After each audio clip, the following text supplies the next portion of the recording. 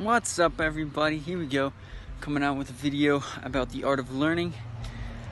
So every week I break down a topic by going over a book, reading the entire thing, talking to an expert, and finally watching a dozen videos. Sometimes I even watch a course, an entire course. I just buy it just for you guys. So check out that right now. I stood stunned at the screen. I missed it. I really missed it. He must think I'm an irresponsible kid with no class. I checked the voicemail. Sure enough, it was him. Looking down at the screen, I read the words, "Missed call from Jim Stovall." I reflected back on my past decisions. Had I really just missed a call from the guy who wrote The Ultimate Gift and 40 other books? That's legit insane. And then I think about it, that's actually kind of cool. I just missed a call from Jim Stovall. What have you done this morning? You know what I'm saying? I wait. Not ready to give up yet, though. I go back to my room and I pick up my phone and I call the number back. I wait and I say, "Hi, this is Josiah Zebarth here. I was wondering if I could talk to Jim Stovall." Pause. A female's voice on the other line says, "Josiah Zebarth? Let me see if he's available and I'll transfer you over." So I wait there for a second. Sooner than I expected, a male voice appears on the line saying, "Jim Stovall speaking. Hi, this is Josiah Zebarth from Denver, Colorado. How's it going today?" Then I proceed to ask him a question, the whole reason I had called him. The question was, in your book, Art of Learning, you said motivation is the key to learning and learning is the key to motivation.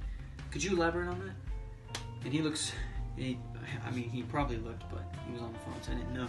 But he said, "Sure. Just this week I was learning about the Civil War, and even though I started off not very interested in this topic, after a period of time, I became more interested and motivated to learn." After hanging up, I thought, wow, that was really cool. I just talked to Jim Stovall on the phone. My family loves that movie. And then I thought about it more, and I was like, wow. He also said some seriously big truths about learning. Learning helps us grow in knowledge and desire to learn new things. It's like a cycle. Learning something new can help you get more motivated to learn something new again, to learn something new which would motivate you to learn. It's a complete wheel of knowledge. It's amazing. This cycle is the key to self-directed learning for new intellectuals and for anyone who just wants to learn. After watching a dozen videos throughout YouTube and TED Talk, after watching them, I found some of the best key points that you can learn out there about the art of learning. So here they are right now. The first one was from a lifelong teacher named Ramsey Musalma. I'm not sure if I'm pronouncing that right, don't quote me on that. But Ramsey believes that we should embrace learning. We should embrace the mess that learning can be. So we should, because learning is not going to always be easy. It's not going to be a fluid line of reading a textbook and getting your agenda done. I don't know about you guys, but in my past, anytime I had a teacher who was completely committed to getting the exact thing on the syllabus done, we never had a good time. It was always just very strict, very historical, learning data, taking tests because you feel like you need to get them in the grade book. That was terrible. I never really learned that much in classes like that. No offense to my teachers if they're watching this. But that's an absolute fact right there, that you should always embrace the mess that learning can be, and it'll help you learn more. Another one was curiosity. He said that curiosity comes first. You should always allow curiosity to overwhelm you. Like with me, in juggling, I learned how to juggle because I was interested, and then I just allowed my curiosity to go, and I learned a bunch of different combinations, I'm learning how to juggle 4 right now, and yeah, so learning different things is sparked by curiosity. Finally, his last point was how we should practice reflection on what we learn. He said we should practice reflection, going back, writing notes, reading a book through again if we want to, reviewing what we do, because that helps us actually understand the material better, and it makes us feel, more important. You're doing something that deserves repetition. It deserves going over twice. The next person was a guy named Mike Rowe, who was an experienced TV host, and he pointed out two interesting Greek words. And the first one is anoragis and peripatia. These two words, anoragis, dang, I'm not pronouncing that right. It means discovery. Discovery specifically that produces change from ignorance to knowledge. And then the next one was peripatia, which is a drastic and unexpected change of fortune.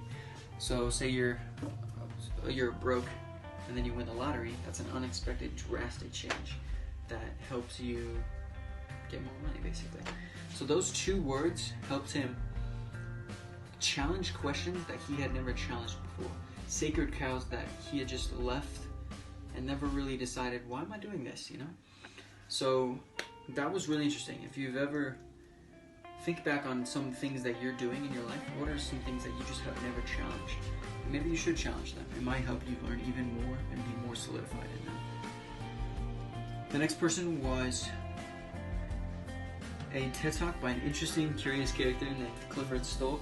He's a blast to watch.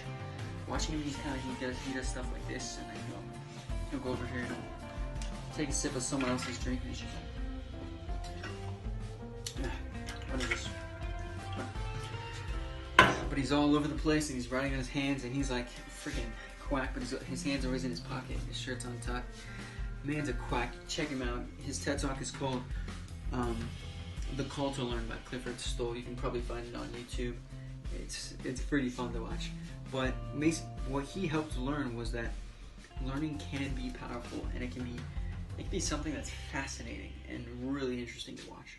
So you can take learning to the max with Clifford Stoke. Another thing I saw was the 4-step technique to Feynman's way of learning. Richard P. Feynman, really cool guy. I read his book called Surely You're Joking, Mr. Feynman. And it's a fun book. It's kind of long and it has almost zero core point besides his life. So it's kind of like it's here and then it's there and then it's down there. So I would check out that book if you're interested in being more curious in the world. Kind of cool. But he has this technique right here. It's 4 steps, and the first step was take out a piece of paper. Voila. The next one was go through example concepts using simple language. So, say I'm doing math. AX plus B equals tomatoes. I don't really care. And after you write that out, you'll decide, alright, this is good, this is bad. And you'll either keep it or you'll get rid of it. The next one is you're going to identify problem areas. So say while you're doing your math or while you were juggling balls, you realize, man, I'm really bad at this transition on my left hand. You can practice that transition on your left hand, go multiple times, until it's fluid and you got it down like a pin drop, basically. And the final one is pinpoint complicated areas and challenge yourself to explain them to a child. So this could be a sibling, this could be someone very young, but you're going to try to say, all right, I'm going to take this concept, maybe it's the art of learning, and I'm going to share it to someone who is under the age of 10.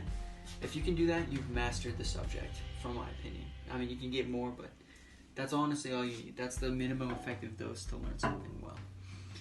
Another powerful tool for learning was Matthias Filhade. Hope I'm pronouncing that right. Shout out to his channel. It seemed kind of cool. On focus time and unfocused time. So me personally, when I'm writing stuff, when I'm doing my blog, when I'm doing whatever, I'll usually listen to some music. Usually it's relaxing jazz.